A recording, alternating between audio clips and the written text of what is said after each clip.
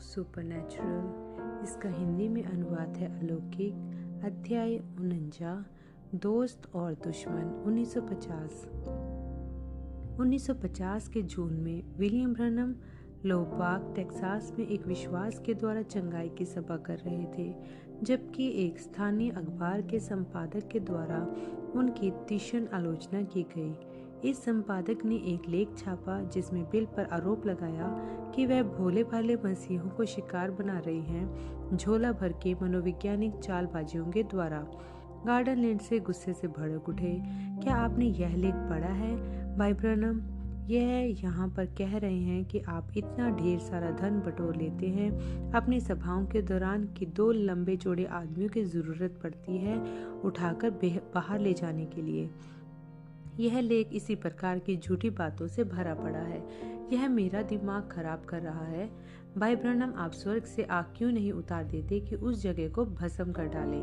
Bill ने हंसते हुए कहा, ओ भाई लिंडसे मेरे, ऐसा लगता है कि याकूब और यूहन्ना भी एक बार यही करना चाहते थे जब एक नगर ने प्रभु को ठुकरा दिया था।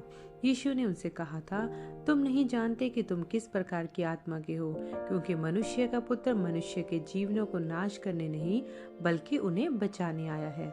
लूका 9:51-56। मैं लोगों की बात नहीं कर रहा था, मैं उस छापे खाने की बात कर रहा था जो ऐसा कूड़ा बाहर फेंक रहा है। अच्छा भाई लिंडसे, मैं तो इस किस्म की चीजों को बस अनदेखा करने का प्रयास करता हूँ, और फिर इसके अलावा मैं कुछ भी इतना बढ़ चढ़कर नहीं करता जब तक कि प्रभु ही मुझे सीधे तौर पर ऐसा करने के लिए ना कहे। इसने गार्डन लिंडसे को संतुष्ट नहीं किया। जिसकी हमें जरूरत है वह है एलिया, सरीखे नबियों की। उसे अपना कदम आगे बढ़ाने से पहले किसी दर्शन को देखने की जरूरत नहीं पड़ती थी। वह सीधा चलते हुए करमल पर्वत पर गया, एक वेदी बनाई और बाल के उन नबियों को चुनौती दे डाली, आओ जाओ यहाँ ऊपर और हम साबित कर देते हैं कि खुदा कौन है। एलिया ने वहाँ आगे पीछे चहलकदमी करते हुए बाल का मजाक बनाया, उन लोगों की हंसी उड़ाई, यह कहते हुए, आ जाओ देखें जरा कि बाल क्या कर सकता है। वह बाल के झूठे नबी बड़े बेवकूफ दिखाई पड़ रहे थे जब आग स्वर्ग से उतर कर आई और एलिया की कुर्बानी को चट कर लिया था, पानी और सारी चीजों सहित। एलिया जानता था कि वह कहाँ खड़ा है, किसी दर्शन के बगैर ही। हमें उसी तरह के नबियों की जरूरत है आज। 1 मिनट जरा भाई लिंडसे, बिल ने विरोध किया। आप एक बढ़िया शिक्षक हैं, लेकिन आप एक महत्वपूर्ण बात में चूक रहे हैं। जब एलिया ने सब कुछ सही तरह से व्यवस्थित कर दिया था, बैलों को काट दिया, उन्हें वेदी पर रख दिया और पानी उड़ेल दिया, तब उसने कहा था, प्रभु मैंने आपके वचन के अनुसार सब कुछ कर दिया है। पहला राजा 18:17-40। आप देखिए, प्रभु ने उसे पहले ही एक दर्शन दिखा दिया था। नबियों के साथ ऐसा ही होता है, यह हमेशा दर्शन के अनुसार ही होता है। यहाँ तक कि यीशु ने भी, जो कि खुदा नबी थे, कहा, मैं केवल वही करता हूँ जो पिता मुझे करने के लिए दिखाते हैं। यूहन्ना 5:19। अनिच्छापूर्ण लिंडसे ने हार मान ली, यह बुदबुदाते हुए, मैं फिर भी एलिया जैसे और नबियों को आज देखना चाहूंगा। कुछ हफ्ते पश्चात बिल ने हलिंगटन टेक्सास में 3 दिनों की सभाएं रखी, जो कि एक छोटा शहर था, मैक्सिको की सीमा से 20 मील उत्तर में। पहली रात को तो भीड़ बुझी बुझी सी प्रतीत हुई। सभा में पर्याप्त अधिक संख्या में लोग उपस्थित थे। लगभग 4000 लोगों ने श्रोता भवन को भर रखा था, लेकिन उनमें वही उत्तेजना और अपेक्षा नहीं थी जैसी बिल को बाकी जगहों पर मिली थी। सौभाग्यवश इस फीके ढुलमुल रवैये के कारण मंच पर वरदान की क्रियान्वित होने में कोई बाधा नहीं आई। फिर भी प्रभु का दूत सुनने वालों के बीच नहीं गया, जैसा कि अक्सर किया करता था। अगली दोपहर अपने होटल के कमरे में प्रार्थना करते समय बिल को अपने प्रबंधक की ओर से फोन आया, भाई ब्रनम, मैं बाजार वाले इलाके में खाने खाना जा रहा हूँ। क्या आप सुनिश्चित है कि आप मेरे साथ नहीं चलेंगे? नहीं धन्यवाद भाई बैक्स्टर, आज नहीं, मैं अभी भी प्रभु के सामने उपवास में हूँ। ओके, क्या आप कुछ मिनट बाद मुझसे नीचे लॉबी में मिल सकते हैं? किसी बात के विषय में मैं आपसे आज रात की सभा से पहले बात करना चाह रहा था। बिल्कुल, मैं तुरंत नीचे पहुंच रहा हूँ। लॉबी में अर्न बैक्स्टर ने अपनी चिंता जाहिर की। कल रात को भेंट बहुत कम आई थी और अब हमारे पास उपलब्ध धनराशि इस सभा को चलाने के लिए जरूरी मात्रा में कम पड़ रही है। कितने कम? बिल ने पूछा। पूरे $900 की जरूरत पड़ेगी पूर्ति करने के लिए। मुझे आश्चर्य हो रहा है कि कारण क्या है। बिल अचरज से बोले, लगता तो है कि उस संख्या की भीड़ को उतना धन तो आसानी से दे देना चाहिए था। मुझे भी इसी बात का आश्चर्य हो रहा था, सो मैंने स्थानीय पास्टर से पूछा। जाहिर सी बात है कि कई सारे और भी सुसमाचार प्रचारक हालीगन में पहले भी आ चुके हैं पिछले कुछ महीनों में, जिन्होंने चंगाई सभाएं की थी, और इन दूसरे प्रचारक लोगों ने लोगों को काफी बुरी तरह से चूसा था। अब बिल को समझ में आ गया कि पिछली रात को भीड़ का मूड वैसा क्यों था। मुझे लगता है कि मैं उन्हें दोष नहीं दे सकता मेरे लिए संदेहास्पद होने के लिए। भाई ब्रनम, आप मुझे अपने लिए भी थोड़ा मांगने के लिए बोल दे, नहीं तो हम लोगों पर उधारी चढ़ जाएगी। बिल ने प्रभु को दिए अपने वायदे के बारे में सोचा, यह कि वह तब तक सुसमाचार का प्रचार के काम में लगे रहेंगे जब तक प्रभु ही उनकी जरूरतों को पूरा करते रहेंगे, ताकि उन्हें कभी भी धन के लिए मांगने की जरूरत ना पड़े। ऐसा कुछ भी नहीं करना है। नहीं श्रीमान, आप ऐसा नहीं करेंगे। भाई बैक्स्टर, यदि आपने दान में धन डालने के लिए लोगों पर जोर डाला मेरी किसी भी सभा में, तो वही दिन आखिरी दिन होगा जब हम दोनों भाइयों की तरह आखिरी बार हाथ मिलाएंगे और फिर मैं अकेले ही आगे बढ़ जाऊंगा। नहीं, मेरी सभाओं में धन के लिए कोई भी जोर नहीं डाला जाएगा। खुदा उन हजारों पहाड़ों पर विचरते मवेशियों का मालिक है। सब कुछ उसी का है। मैं भी उसी की ही मलकियत हूँ। वही मेरी देखभाल करेंगे। ठीक है भाई ब्रनम, यदि आपको इसके विषय में ऐसा ही महसूस होता है तो मैं पैसे का जिक्र भी नहीं करूंगा। होटल के अपने कमरे में वापस लौटते हुए बिल को वह सबसे अधिक हृदय विदारक सिसकियां सुनाई दी जो उन्होंने सुनी हो। आसपास देखने पर उन्होंने 2 किशोरियों को देखा जिन्होंने एक दूसरे को अपनी बाहों में भरा हुआ था और ऐसे रो रही थी जैसे कि उन्हें मृत्यु दंड दे दिया गया हो। बिल चलते हुए उनके पास पहुंचे और पूछा, क्या बात हो गई? उनमें से एक लड़की चौंक कर बोली, ओह भाई ब्रनम, यह तो आप हैं। अच्छा, मैं देख सकता हूँ कि आप मुझे जानती हैं। क्या मैं कुछ मदद कर सकता हूँ? वही लड़की बातचीत कर रही थी। भाई ब्रनम, यह मेरी दोस्त है। यहाँ इसे मानसिक समस्याएं हैं और इसे अब पागलखाने जाना पड़ जाएगा यदि खुदा ही कोई आश्चर्यक्रम ना करे। मैं ल्यूबाक में आपकी सभा में बैठी थी जब मैंने वहां पर पवित्र आत्मा को जुम्बिश करते देखा। मैं जान गई थी कि खुदा मेरी दोस्त को चंगा कर सकते हैं यदि मैं बस उसे प्रार्थना पंक्ति ले जा सकूं जिससे कि आप उसके लिए प्रार्थना कर पाएं। सो मैं अपनी दोस्त को यहाँ हालिंगन ले आई, लेकिन पिछली रात को तो मैं उसके लिए एक प्रार्थना कार्ड तक प्राप्त ना कर पाई और मुझे डर है कि हमारा यहाँ इतनी दूर आना बेकार न चला जाए। ल्यूबर्ग टेक्सास से लगे पतले लंबे क्षेत्र में स्थित था, लगभग 1000 मील दूर। बिल देख सकते थे कि इस लड़की ने बहुत ज्यादा विश्वास इकट्ठा कर लिया था कि अपने दोस्त को इतनी दूर हालिंगन लेकर आए। खैर, अब बहन, यदि आप अपनी दोस्त को सभाओं में समय से पर्याप्त पहले ही लेकर पहुंच सके हर रात, तो हो सकता है कि आप प्राप्त वह बीच में ही रुक गए। एक दर्शन उन लोगों के बीच बनने लगा और वह उसे पूरे अभिनीत होते हुए देखने लगे। वह किसी टेलीविजन की तस्वीर की तरह चपटा नहीं था, बल्कि त्रिआयामी था। युवती, आपकी माँ एक लकवाग्रस्त अशक्त है और आप मेथोडिस्ट चर्च के सदस्य हैं, है कि नहीं आप? उस लड़की के हाथ झटके से उसके मुंह पर जा लगे और रुकी हुई सी सांस के साथ बोली, हाँ। आप यहाँ पर एक पीले रंग की रोडस्टर कार को चलाकर आई हैं। आते समय रास्ते में आप और यह दूसरी लड़की दोनों हंस रहे थे जब आप सड़क पर एक त्रिव मोड़ पर पहुंचे। आप एक ऐसे स्थान में चली गई थी जहां आधा कंक्रीट और आधा एस्फाल्ट था और आपकी कार पलटते पलटते बच गई थी। भाई ब्रनम, यह एकदम सच्ची बात है और यह भी सच है, यहोवा यूं फरमाते हैं, तुम्हारी दोस्त चंगी हो जाएगी। दोनों लड़कियों किशोर अवस्था की खुशी के उन्माद से चिल्ला पड़ी। सभा के बाद उस रात को रेवरेंड बैक्स्टर बिल के पास आए और बोले, भाई ब्रनम, देखिए, यहाँ दान पात्र में एक लिफाफा है। इस पर कोई नाम नहीं लिखा है और इसमें $100 के 9 नोट रखे हैं। ठीक इतनी ही धनराशि की हमें जरूरत थी पूर्ति के लिए। भाई ब्रनम, आप सही थे। खुदा ही हमारी देखरेख करेंगे। क्या आप मुझे माफ कर देंगे कि मैंने पैसे उगाने के लिए जोर डालने की सोची भी क्यों? निश्चय भाई बैक्स्टर, प्रभु में भरोसा रखना सीखने में यह एक पाठ था। बिल ने इसे पूरी तरह से ठीक ठीक नहीं बताया था तब, लेकिन वह जानते थे कि वह धन किसने दिया था। खुदा ने उन्हें उस ल्यूबाक वाली लड़की का एक दर्शन दिखा दिया था कि कैसे उसने कोरे लिफाफे को दान पात्र में डाला था। अगली सुबह आन बैक्स्टर बिल के कमरे में पहुंचे उन्हें देखने के लिए। क्या आप आज सुबह खाना खाने को चलेंगे भाई ब्रनम? अभी नहीं भाई बैक्स्टर, मैं अभी भी उपवास में हूँ। यह तीसरा दिन हो गया है अब जबकि आपने कुछ खाया नहीं है। सावधान रहिएगा कि आप इस उपवास को बहुत लंबा ना खींच दें। आपको अपनी शारीरिक शक्ति की भी जरूरत है। मुझे मेरी आत्मिक शक्ति की भी जरूरत है। मैं सावधानी बरतूंगा, लेकिन मुझे ऐसा करने का बोझ महसूस हो रहा है जैसे कि कुछ होने वाला है और मुझे आत्मिक रीति से तैयार रहना है। ठीक है, मैं आज रात को फिर पूछूंगा। जब बैक्स्टर दरवाजे से बाहर निकल रहे थे, उन्होंने पलटकर कहा, वैसे आप उन दोनों लड़कियों को जानते हैं जिनके साथ कल दोपहर को आप होटल में प्रार्थना कर रहे थे? वह लड़कियां इतनी उत्तेजित हैं कि वे जिसको पाती हैं उसको पकड़कर बता रही हैं कि यीशु मसीह ने उस एक लड़की को पागल होने से छुटकारा दे दिया।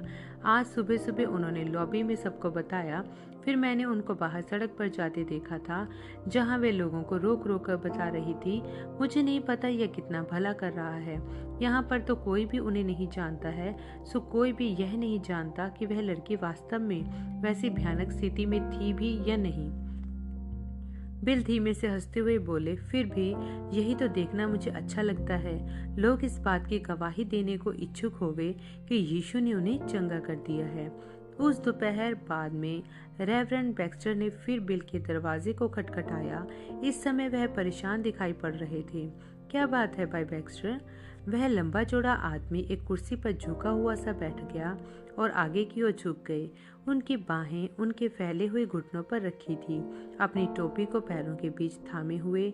भाई ब्रनम, मुझे डर है कि हमारे सामने एक बड़ी समस्या है। इस दोपहर को मेरे पास कुछ पास्टरों की ओर से कई सारे फोन आए जो यहाँ आपको सभाओं को प्रायोजित कर रहे हैं। जाहिर है कि किसी ने एक पर्चा छापा है जो आपको बस कोयलों पर रगड़े दे रहा है। जिस किसी ने भी यह किया है वह शहर भर में इन पैम्फलेटों को बंटवा रहा है। खड़ी हुई कारों की विंडशील्ड पर लगे वाइपरों के नीचे दबा छोड़कर, जैसे कि सुनकर लगता है हजारों बढ़ चुके हैं। अच्छा, यह पहली बार नहीं है जबकि सार्वजनिक रीति से मेरी आलोचना की गई है। क्या कहता है ये पैम्फलेट? मैंने इसे स्वयं नहीं पढ़ा है, लेकिन जाहिर है कि यह कहता है कि आप एक बड़ा मंच तमाशा कर रहे हैं जिसमें मनोवैज्ञानिक चालबाजी का इस्तेमाल करके दर्शकों को भरमाया जा रहा है, और यह कि जिन लोगों की परेशानियों को आप परख कर बताते हैं वह सब पहले से योजनाबद्ध तरीके से किया जाता है। यह आप पर प्रेरितों के कामों वाली पुस्तक के शिमोन तंत्री होने का दोष लगाता है, जो मूलतः धन में ही रुचि रखता है। प्रेरितों के काम 8:24। और सबसे बुरी बात तो यह है कि पैम्फलेट में दावा किया गया है कि छापा गया है वह एक नाटकीय प्रभाव को देते हुए रुके फेडरेट ब्यूरो ऑफ इन्वेस्टिगेशन के द्वारा, FBI। बिल ने सीटी बजाई। अब यह तो वाकई में नया मोड़ है। हाँ, और यह भी कहता है कि आज रात को मंच पर ही FBI आपको एक धोखेबाज के रूप में पोल खोल देगी। भाई ब्रनम, अब हम क्या करेंगे? मुझे तो लगता है कि हमें वैसे ही चलते रहना चाहिए जैसे हमेशा करते हैं और इसे खुदा के हाथ में छोड़ देना चाहिए। उन्होंने ही कल रात को हमारा ध्यान रखा था। उन्होंने रखा था कि नहीं, वही आज रात भी हमारी देखभाल करेंगे। बैक्स्टर के बड़े बड़े हाथ उनकी टोपी पर कस गए। जब मैं किसी आदमी के बारे में सोचता हूँ जो आप पर केवल लोगों के पैसों में रुचि रखने वाला होने का आरोप लगाता है, मैं आपको देख रहा था जब उस टेक्सास वासी ने आपको $25,000 का चेक थमाया था और आपने उसे ठीक उसी के सामने फाड़ डाला था। याद है जब उस करोड़पति ने मुझे $1.5 लाख का चेक भेजा था? मैंने उसे लेने से मना कर दिया था। पूरे देश भर में ऐसे लोग मुझे मिल चुके हैं जिन्होंने मुझे कई बार मकान देने का प्रस्ताव रखा है। अभी हाल ही में मुझे एक व्यक्ति एक नई कैडिलैक कार दिलाने का प्रस्ताव रख रहा था। मैंने हमेशा ही उस प्रकार के प्रस्तावों को ठुकरा दिया है। मुझे लोगों का भरोसा चाहिए, उनका धन नहीं। इस बात ने बैक्स्टर की उत्सुकता को जगा दिया। मैं समझ सकता हूँ कि आपने मकानों और धन को ठुकरा दिया, लेकिन एक कैडिलैक क्यों मना कर दी? मैं जानता हूँ कि आप कौन सी गाड़ी चलाते हैं। आपको एक नई कार की जरूरत है। मैं नई कारों के विरोध में नहीं हूँ, लेकिन एक कैडिलैक बहुत ज्यादा महंगी गाड़ी है। अब मैं अक्रोंसो में एक कैडिलैक चलाता हुआ कैसे जाऊंगा, जबकि उन अक्रोंसियों की कुछ बेचारी छोटी माएँ जो सुबह के नाश्ते में बेकन और मक्की की रोटी खाती हैं, उनके हाथों में कपास बीनने के कारण छाले पड़े हुए हैं, और आकर बेहद मेहनत से कमाया हुआ डॉलर मेरी सभा में भेंट डाले और मैं एक कैडिलैक चलाऊं? नहीं श्रीमान, नहीं। सवाल ही नहीं उठता। मैं ऐसा कभी नहीं करूंगा। मैं तो वैसा ही दिखना चाहता हूँ जिन लोगों के लिए मैं प्रार्थना करता हूँ। यह बात तो तर्क संगत है। कहिए, मैं बाजार में कुछ भोजन खाने के लिए जा रहा हूँ। क्या आप अपना उपवास खोलने को तैयार हैं? हाँ, मैं आपके साथ चलूंगा। जैसे ही उन्होंने कैफेटेरिया के अंदर प्रवेश किया, रेवरेंड बैक्स्टर आगे झुके और फुसफुसाकर बोले, मुझे यहाँ हमारे कुछ मित्र दिखाई पड़ रहे हैं। वहाँ हैं बिल बैक्स। संभवतः वे आपके पास आकर आपसे बात करने का प्रयास करेंगे। मैं आशा करता हूँ कि वे ना करें। आप जानते हैं कि क्या होता है जब अभिषेक मुझ पर होता है। खुदा बस चीजों को प्रकट करना शुरू कर देते हैं, और मैं सभा शुरू होने से पहले खर्च होकर थक नहीं जाना चाहता हूँ। दोनों जन बैठ गए और अपना भोजन खाया। जब वे जाने को तैयार हुए, निश्चित रूप से श्री व श्रीमती बिल बैक्स उठकर आए अपना बिल देने के लिए। ठीक उसी समय उनकी मुलाकात नकद भुगतान वाली जगह पर हुई। श्रीमान बिल बैक्स बोले, भाई ब्रनम, मैं आपसे हाथ मिलाना चाहता हूँ। बिल ने उनके बड़े हुए हाथ को थाम लिया और कुछ कहना आरंभ ही किया था कि अर्न बैक्स्टर बीच में आ गए और बोले, देखिए भाई बिल बैक्स, आपको अभी इनसे बात नहीं करनी चाहिए। वह रात की सभा के लिए तैयार हो रहे हैं। हम समझ गए।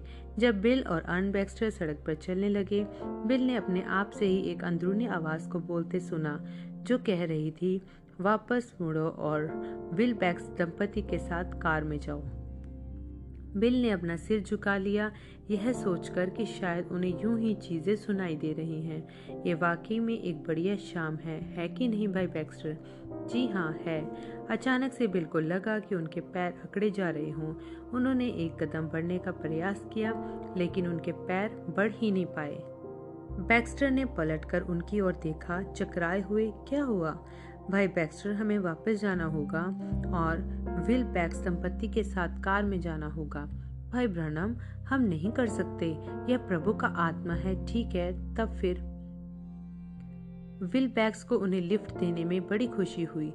चूंकि वे गाड़ी से आए थे, बिल होटल पैदल चलकर आने की अपेक्षा काफी जल्दी पहुंच गए। अर्न बैक्स्टर इमारत के अंदर चले गए, लेकिन बिल आधे रास्ते में ही रुककर सीढ़ियों पर उन्हें वही आवाज फिर सुनाई पड़ी जो कह रही थी, वापस जाओ और विल बैक्स दंपति से बात करो। बिल ने आज्ञा का पालन किया। भाई विल बैक्स, मैं आशा करता हूँ कि आपके परिवार में कुछ परेशानी नहीं है। नहीं, हम लोगों के साथ कोई समस्या नहीं है। यह अजीब बात है। कुछ है जो मुझसे यहीं रुकने को कह रहा है और मैं नहीं जानता कि क्यों। कुछ देर बातचीत करने के पश्चात बिल होटल के अंदर जाने को पलटे, लेकिन एक महंगी कार को अपनी ओर आते देखकर रुक गए। वह उस कार को पहचान गए। वह श्रीमान रीस की थी। कार एक बड़े खजूर के वृक्ष के पड़ोस में जाकर रुक गई। बिल से कुछ दूरी पर खड़ी हुई कारों के परे सड़क पर चालक बाहर निकला, घूम के कार की दूसरी ओर पहुंचा। यात्री द्वारा खोलकर श्रीमान रीस की उतरने में मदद की। श्रीमान रीस अभी भी उतने ही निर्बल नजर आ रहे थे जितना बिल ने उन्हें पिछली बार देखा था, कार्लसबाद, न्यू मैक्सिको में मार्च में। अब बिल समझ गए कि यह सब क्या था। वहां खड़ा था वह खजूर का वृक्ष जिसे उन्होंने दर्शन में देखा था। वहां खड़े थे उनके मित्र, भूरे सूट और टाई पहने हुए। सब कुछ क्रमबद्ध था। जब श्रीमान रीस ने बिल को देखा, उन्होंने फौरन उस खजूर के पेड़ की ओर ऊपर देखा। फिर बिना आपस में एक भी शब्द का आदान प्रदान किए उन्होंने अपने दोनों हाथ हवा में ऊपर उठा लिए और जोर से चिल्लाए, खुदा की महिमा होवे, मैं चंगा हो गया। उन्होंने अपना पैर पटका और हाथों को हिलाकर चिल्ला कर नाचने लगे। अब वह जरा सा भी एक निर्बल वृद्ध आदमी नहीं लग रहे थे, जिसे कुछ ही मिनट पहले अपने कार में से बाहर निकलने के लिए भी सहायता की जरूरत थी। अपने कमरे में वापस लौटते हुए बिल को रेवरेंड बैक्स्टर ने रास्ते में हाल में पकड़ लिया। भाई ब्रनम, वे दोनों लड़कियां वापस जाने के लिए सामान बांध रही हैं। वे बहुत खेदित हैं किसी बात से। भला हो कि आप वहां जाकर उनसे बात कर लें। जरूर वे किस कमरे में हैं। उस संख्या का कमरा पता करने के बाद बिल ने द्वार खटखटाया। जो लड़की ल्यूबाक से गाड़ी चलाकर आई थी उसने दरवाजा खोला। ओह भाई ब्रनम, वह बोली अपने आंसुओं का वापस सुड़कते हुए, मुझे माफ कीजिएगा, हमारी वजह से आपको ये सारी परेशानी झेलनी पड़ रही है। परेशानी? क्यों बहन, आपने मेरे लिए क्या परेशानी पैदा की है? हमारी वजह से FBI आपके पीछे लग गई है। मुझे लगता है कि हमने आज शहर भर में कुछ ज्यादा ही गवाही दे डाली है। अब FBI आपको मंच पर ही बेनकाब करने जा रही है। खैर, यदि मैं कोई गलत काम कर रहा हूँ तब मेरी पोल खोली जाने की जरूरत है। क्या आपको आज रात यहाँ पर जाने से डर नहीं लग रहा है? FBI होगी वहाँ पर। डर? बिल्कुल नहीं। मैं भला क्यों डरूं, जबकि मैं वहाँ पर ठीक वही कर रहा हूँ जिसे करने के लिए खुदा ने मुझे यहाँ भेजा है। और फिर इसके अलावा मेरी सभा में पहले भी कई बार FBI एजेंट आए हैं और बहुत बार वह उद्धार प्राप्त करके गए हैं, जैसे कैप्टन एल्फेरार टकोमा वाशिंगटन में। हो सकता है कि यह व्यक्ति भी कुछ ऐसा ही करे, किसी भी कीमत पर। तुम दोनों बस आज रात की सभा में वहां पहुंचना और देखना प्रभु को काम करते हुए। वही है वह जो युद्ध को लड़ेंगे, मैं नहीं। वापस अपने कमरे में पहुंचकर बिल बिस्तर के किनारे घुटनों के बल झुके और प्रार्थना की, स्वर्गीय पिता, यह सब है क्या मामला? कुछ ही मिनटों के बाद एक दर्शन आया। तब फिर बिल जान गए। सभा से पहले मंच के पीछे वाले हिस्से में बिल अपने प्रबंधक से जा टकराए, जो कस्टोडियन से बात कर रहा था। आन बैक्स्टर अपने एक हाथ में उस निंदा से भरे पैम्फलेट को मचोड़ निचोड़ कर पकड़े हुए थे। रेवरेंड ब्रनम, कस्टोडियन बोला, यह बेहद शर्म की बात है कि उन्होंने इस पर्चे में आपके लिए ऐसी बातें लिखी हैं। बैक्स्टर ने हामी भरी। जब मैं सोचता हूँ कि वे आपको एक ढोंगी बुलाते हैं और मेरी अपनी बेटी कल रात वही सभा में चंगी हुई है। कस्टोडियन ने कहा, आज रात को किसी ने पार्किंग में खड़ी प्रत्येक कार की खिड़की पर यह पैम्फलेट लगा दिया है। मैंने 10 मेक्सिको वासी बच्चों को किराए पर उन्हें निकालने के लिए लगाया है। दुर्भाग्यवश सैकड़ों और हैं जो शहर भर में जगह पर जगह लगा दिए गए हैं आज। बैक्स्टर ने आगे जोड़ा, संभवतः हर एक ने इसे पहले ही पढ़ लिया होगा। बैक्स्टर ने उस पैम्फलेट को मुट्ठी में निचोड़ दिया। ऐसी अभिशापित सड़ाहट, कानून को चाहिए कि उस आदमी को पकड़कर गिरफ्तार कर लें जिसने यह किया है। ठीक है, कोई बात नहीं, बिल बोले। याद रखिए, पृथ्वी के कानूनों से ऊंचे बढ़कर भी कानून है। प्रभु उसे देख लेंगे। याद रखना, यीशु ने क्या कहा था, जो कोई पवित्र आत्मा के विरोध में बोलेगा यह उसे क्षमा नहीं किया जाएगा, ना तो इस संसार में ना ही उस आने वाले संसार में। मत्ती 12:32। कस्टोडियन ने कहा, फिर भी यदि वह आदमी मेरे हाथ लग गया तो मैं उसकी चिंता मत कीजिए। बिल ने कहा, खुदा उसे सही समय पर पकड़ ही लेंगे। श्रोतागण गा रहे थे, केवल विश्वास रखें। बिल निकलकर मंच पर आए। वह जानते थे कि लोगों के मनों में क्या चल रहा है, सो वह सीधे मुद्दे पर ही आ गए।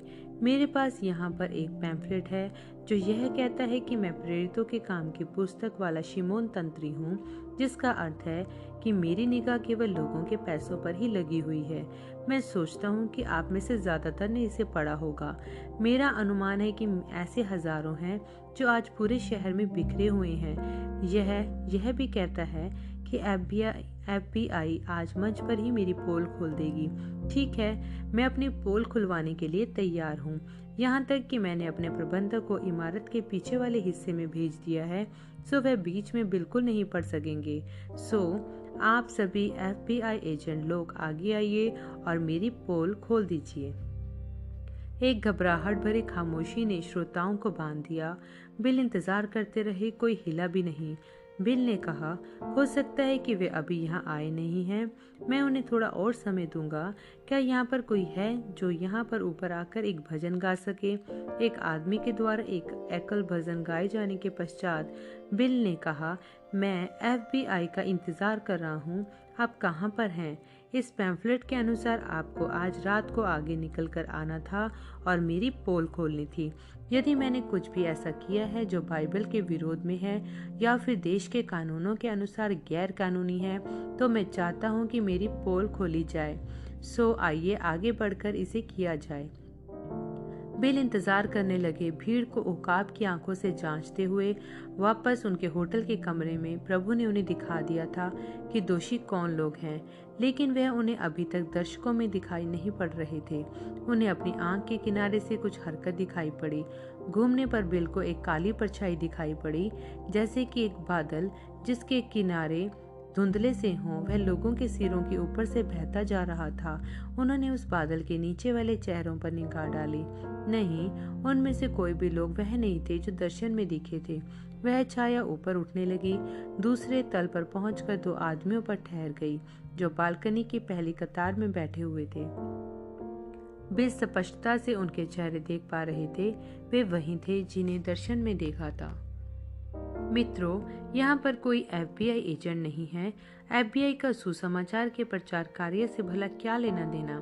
नहीं, FBI यहाँ नहीं है मेरी पोल खोलने के लिए, लेकिन पोल तो खोली ही जानी है। वे 2 व्यक्ति जिन्होंने इन पैम्फलेटों को छापा है, वे वहाँ ऊपर बालकनी की पहली कतार में बैठे हुए हैं, एक नीले सूट में और दूसरे ठीक उन्हीं के पड़ोस में स्लेटी सूट में। वे FBI एजेंट के नहीं हैं, वे पिछड़े हुए प्रचारक हैं। प्रभु ने इस दोपहर को एक दर्शन में मुझे उन दोनों को दिखा दिया था। दर्शकों में प्रत्येक से झटके से घूमा उन्हें देखने के लिए। उन दोनों षड्यंत्रकारियों के चेहरे लाल हो गए और वे अपनी अपनी सीटों में ही नीचे झुककर बैठ गए। नीचे मत घुसिए, बिल ने माइक्रोफोन में बोला। अब आपका मौका है कि आप खड़े होएं और मेरी पोल खोलें।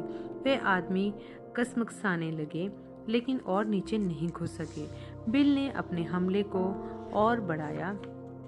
आप दोनों आदमियों ने यह कहा है कि मैं शिमोन तंत्री हूँ और मेरी निगाह केवल लोगों के धन पर ही है। अच्छा, आप दोनों यहाँ नीचे मंच पर क्यों नहीं आ जाते एक परीक्षा के लिए? यदि मैं शिमोन तंत्री हूँ और आप खुदा के पवित्र जन हैं, तो खुदा मुझे यही मार सकते हैं। पर यदि मैं खुदा का बंदा हूँ और आप दोनों गलत हैं, तो फिर खुदा आपको यही मार सकते हैं। आइए नीचे आ जाइए, जरा और देखते हैं कौन कौन है। वे पुरुष खड़े हुए और बाहर के रास्ते की ओर तेजी से निकल गए। मैं देख रहा हूँ कि वे उठकर जा रहे हैं। हो सकता है कि वे उठकर यहाँ नीचे आ रहे हैं। आइए हम लोग एक भजन गाते हैं जबकि हम इंतजार करते हैं। जब तक दर्शकों ने कई अंतरे गा लिए, एक भजन के यह जाहिर हो गया कि दोनों पुरुषों का कोई इरादा नहीं था बिल की चुनौती को स्वीकारने का। ऐसा लगता था कि वे दोनों भवन से निकलकर जा चुके थे। इससे मामला हल हो जाना चाहिए था। मित्रों, आप जानते हैं कि मैं आपके धन के पीछे नहीं हूँ। यदि सभाओं के खर्चों का सवाल नहीं होता, तो मैं अपने प्रबंधकों से कोई भी भेंट लेने को मना कर देता। लेकिन जब खर्चे पूरे हो जाते हैं और कोई धन बचा रह जाता है, तो यह मिशन कार्य के लिए चला जाता है। जहाँ तक मेरा सवाल है, मैं तो बस एक छोटा सा साप्ताहिक वेतन पाता हूँ। मेरे प्रबंधक से पूछ लीजिएगा, किसी भी ऐसे व्यक्ति से पूछ लीजिएगा जो मुझे अच्छी तरह जानता हो। सो आप देखिए, मुझे आपका धन नहीं चाहिए, मुझे तो बस आपका भरोसा चाहिए।